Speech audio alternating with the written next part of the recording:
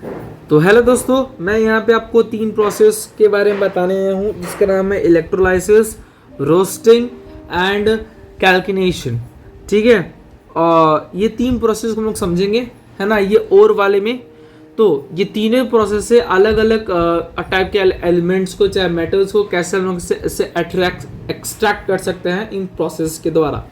तो देखिए, ध्यान दीजिए, वैसे मेटल्स जो रिएक्टिविटी सीरीज के टॉप में, जैसे कि ये, ठीक है, ये एक ऐसे मेटल है जो रिएक्टिविटी सीरीज के टॉप में है। तो ये सभी मेटल्स इलेक्ट्रोलाइसिस के द्वारा हम इसको एक्सट्रैक्ट कर सकते हैं, यानी टॉप वाले को। ठीक है, जो बीच वाले हैं इन्हें हम लोग एक्सट्रैक्ट कर सकते हैं रिडक्शन से, कार्बन की मदद से, जिसमें हम लोग कैल्किनेशन और रोस्टिंग करते हैं।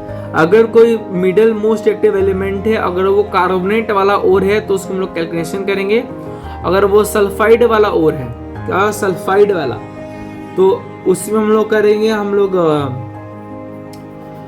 रोस्टिंग। अगर वो ऑक्साइड वाला तो उसमें करेंगे रिडक्शन, है ना, उसमें रिडक्शन करेंगे।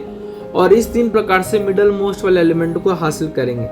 तो ये हमारा एक छोटा सा प्रोसेस था जिसमें हम लोग पता करते हैं कि इलेक्ट्रोलाइसिस से कैसे होता है, रोस्टिंग से कैसे होता है और कैल्कुलेशन से कैसे होता है। तो एक बार जरा सा हम लोग रोस्टिंग का देख लेते हैं और कैल्कुलेशन का देख सकते हैं। तो यहाँ पे एग्जांपल दिया हुआ है आपका रोस्टिंग का।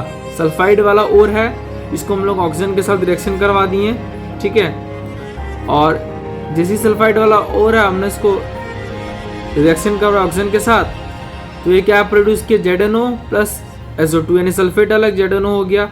फिर यहाँ पे जो ZnO है, फिर इसको कार्बन के साथ रिएक्शन कर कर इसको रिड्यूस कर कर Zn में ले लिया। वही जब कैल्किनेशन की बात करेंगे तो यहाँ पे ZnCO3 था, इसको और हीट किए तो ये ZnO बन गया और CO2 अलग हो गया। फिर उसके बाद सेम प्रोसेस यहाँ पे। तो ये हो गया कैल्किनेशन, रोस्टिंग। और इलेक्ट्रोलाइसिस में क्या होता है कि जो भी कोई भी मेटल है जिसको हम लोग हासिल कर रहे हैं, उसका हम लोग इलेक्ट्रोलाइटिक सोल्यूशन बना के इसमें डाल देते हैं। फिर उसमें बिजली पास कराते हैं, जैसे कि सपोज कि NaCl है, ठीक है। तो जब उसमें बिजली पास होगा तो वो कैथोड की ओर जाएगा, फिर वो एनोड की ओर जाएगा, ठीक है। तो जो उसमें पॉजिटिव चार्ज होगा वो निगेटिव की ओर जाएगा, यानी सोडियम कैथोड की ओर जाएगा, और जो उसमें क्लोरीन है वो एनोड की ओर जाएगा। जिस प्रकार से हमें सोडियम भी मिल जाएगा। तो ये इलेक्ट्रोलाइसिस हो गया, है ना, हमारा कैल्कुलेशन हो गया और रोस्टिंग हो गया। तो बस ये वीडियो छोटा सा ये इतना ही था।